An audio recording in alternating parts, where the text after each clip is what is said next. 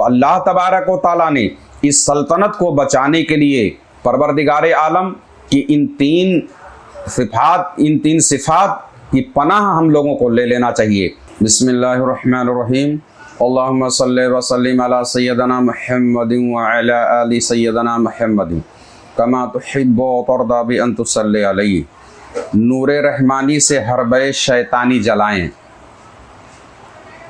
یعنی اللہ تبارک و تعالیٰ نے سورہ ناس کے ذریعے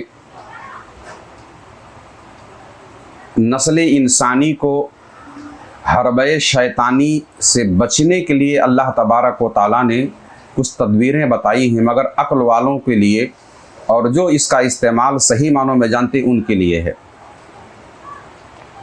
اللہ تبارک و تعالیٰ قرآن پاک کے اندر فرماتا ہے قُلْ أَعُوذُ بِرَبِّ النَّاسِ، تم کہو میں اس کی پناہ میں آیا جو سب لوگوں کا رب ہے۔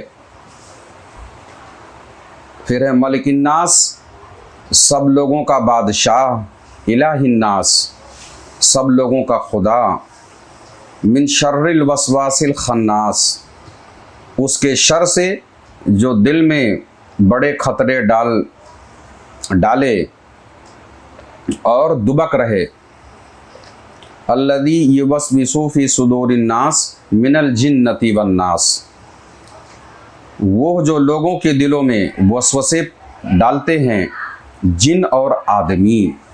یعنی اللہ تبارک و تعالیٰ نے اس میں رب الناس سے جو اشارہ فرمایا ہے وہ ہے کہ جیسا کہ ہم نے اس کے پہلے بیان کیا کہ قلب انسانی میں داخلے شیطانی کے 3 راستے ہے نا۔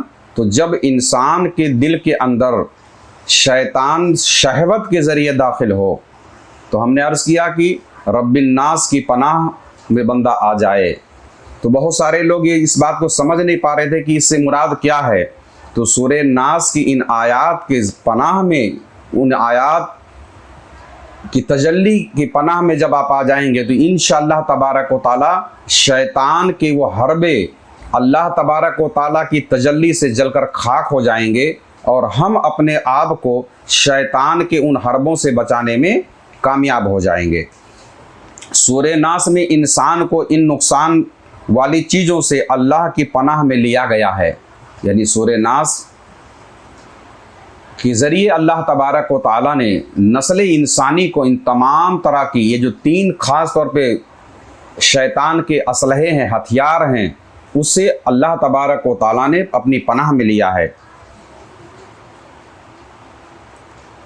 جو عالم اجسام یعنی دنیا میں ہمارے لیے نقصان دہ تھیں، اور جو ظلمت و شیطانیت انسان کو دنیا میں اطمینان سے نہیں رہنے دیتی تھی، ظلمت و شر کا ظہور عالم اجسام میں انسان کو ہر جانب گھیرے ہوئے ہے۔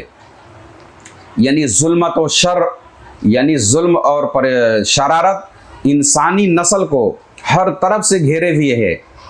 ہر طرح کے شر و فساد سے پناہ اگر چاہیے تو بندے کو ان آیات کے ذریعے اللہ تبارک و تعالیٰ کی پناہ میں چلے جانا چاہیے۔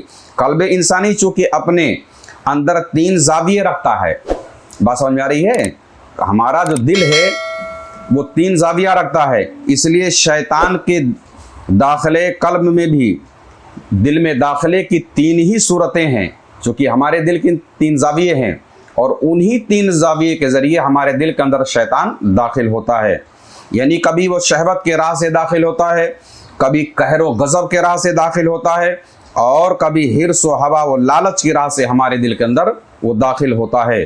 یعنی شیطان ان شرارتوں کو انہی 3 راستوں سے قلب انسانی میں داخل کرتا ہے۔ ان تمام طرح کی شرارتوں کو شیطان ہمارے دل کے اندر انہی 3 راستوں کے ذریعے داخل کرتا ہے۔